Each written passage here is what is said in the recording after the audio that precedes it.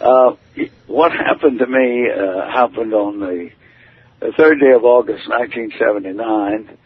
I had a internal rupture. It was as a result of a ulcer forming on an artery, and it just kept on to the wall away till it got so thin it ballooned out. They call that aneurysm. And of course, this was, as far as I was concerned, a silent ulcer because it gave no symptoms before this. And all of a sudden, when it reached a place where it could not withstand the pressure of the heartbeat, it popped like sticking a pin in a balloon.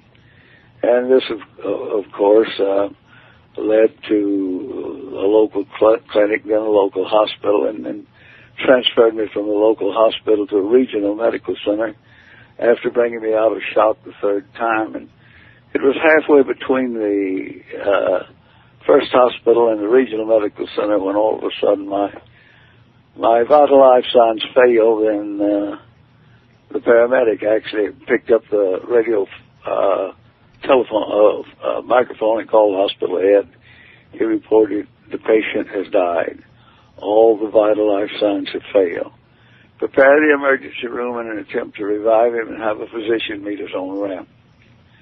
Approximately 15 minutes later, we arrived at the regional medical center at Macomb, Mississippi, where Dr. Sidney Ross was standing on that ramp as they took my body out of the ambulance, and it was there that, with a razor blade outside the hospital, he cut my chest and began to infuse blood directly into one of the main veins. They worked on me in that emergency room. They carried me in there. About a minute later, I was in the emergency room. 6 other physicians assisted him, and they worked on over around about this body in that emergency room from 5 p.m. till 12 midnight. They very quickly restored my vital life signs, but they couldn't seem to get them stabilized. It was all the way up to midnight before they became stable enough to transfer me to ICU, where Dr. Ross and some of his assistants continued to work on me throughout the wee hours of the morning. About 6 o'clock on Saturday morning, the vital life signs began to fail again. He come out and told my wife what was happening and said that they'd done everything humanly possible. The only other thing that they might attempt would be surgery, but it would be major surgery, and in his expert opinion, no human who was in such a weakened condition as I was, who had lost such a vast amount of blood, could possibly withstand it, but they decided to attempt it anyway. Around 6 a.m., they carried me into surgery, where Dr. Ross and his assistants continued to work on me throughout the wee hours of the morning. In fact, they worked on me from 6 o'clock to sometime around close to 4. The surgery lasted for over 10 hours, and this, of course, was occurring on Saturday. I had lost sight of the physical world on Friday afternoon in that ambulance, and I never regained my eyesight as far as the physical world was concerned again until Monday morning. This was a long and arduous battle that those medical people put up from 4:45 p.m. Friday afternoon till 7 o'clock Monday morning in an attempt to preserve whatever spark of life that was in this human body. Now, this entire weekend, somewhere in this weekend, I had a tremendous spiritual experience. I can't tell you how long it lasted. I can't tell you how long, where it started or where it ended. Because in the spiritual realm, there is no concept of time. There's no way to tell time. There's no time there. It is void of time. As far as my memory is concerned, when I lost sight of the physical world, the next thing I remembered was I was in this awful dark place.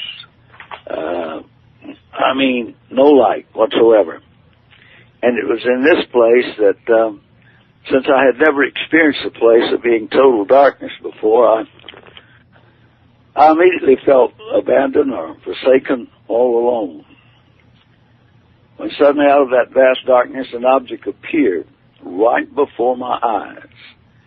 Now, I don't know how I saw this thing, because I saw it with no light. There's absolutely no light in the veil. and this thing looked like a ribbon or a ticker tape just suspended in space, turning round and around and around before my eyes. You've seen pictures, no doubt, of this confetti tape they throw out the windows from the skyscrapers in New York in these great parades where they're honoring some dignitary. How these tapes slowly twirl down, down, down till they reach the ground. Well, that's the way this thing looked, only it was a single tape like that, just slowly twirling down before my eyes. As it turned the first time I read it, it was a verse of Scripture, a single verse of Scripture out of the Bible. Hebrews chapter 9, verse 27. It is appointed unto all men once to die, after this the judgment. I read that the first time it turned, the second time it turned, and the third time it turned. Upon reading it the third time, it dawned on me what was happening. This was God's way of revealing to me that I had met my appointed time to die. Up until that very moment, I viewed physical death basically as all humans do. We all know that we have to die. But subconsciously, we've dealt with that. In our subconscious, we view physical death as something that happens to others. It don't happen to us. We put it out of our mind and keep going. I had put that truth or knowledge so far out of my mind that I had to read that verse of Scripture 3 times before I realized it wasn't others. It was me. It was my time to die. Now, when you face reality, face death with that, physical death with that kind of reality, it takes on a whole new perspective. In the first place, I didn't want to die. You see, I was involved in a political campaign when this happened. I was running for the office of criminal sheriff. I'd served for over 26 years in law enforcement. After I retired from law enforcement, I continued to work in industrial security, working for several oil companies. My job was to procure the equipment, train the personnel, and be responsible for the prevention and use of illegal drugs in the offshore oil industry. So I practically spent most of my adult life in law enforcement work. But I had been ordained a minister of the gospel when I was barely out of my teens, and I continued to practice my Christian faith while involved in law enforcement, as I believed it. And but you see, I grew up in what we call back home the basic mainstream of the fundamentalist movement, where most of our teaching revolved around what we call the positive aspects of the gospel: love, mercy, grace, and salvation. These things are the bedrock of Christianity.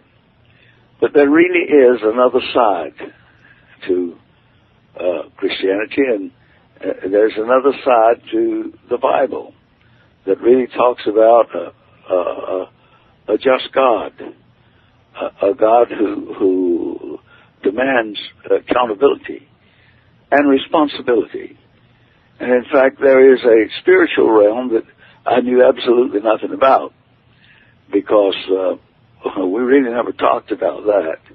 We never talked about devils and demons because we considered those things unimportant. Or, in fact, some teachers I had when I was in the seminary, and I did attend the seminary, some of the teachers I had viewed the Bible reference to demon spirits as being actually figments of the imagination of some of the early writers.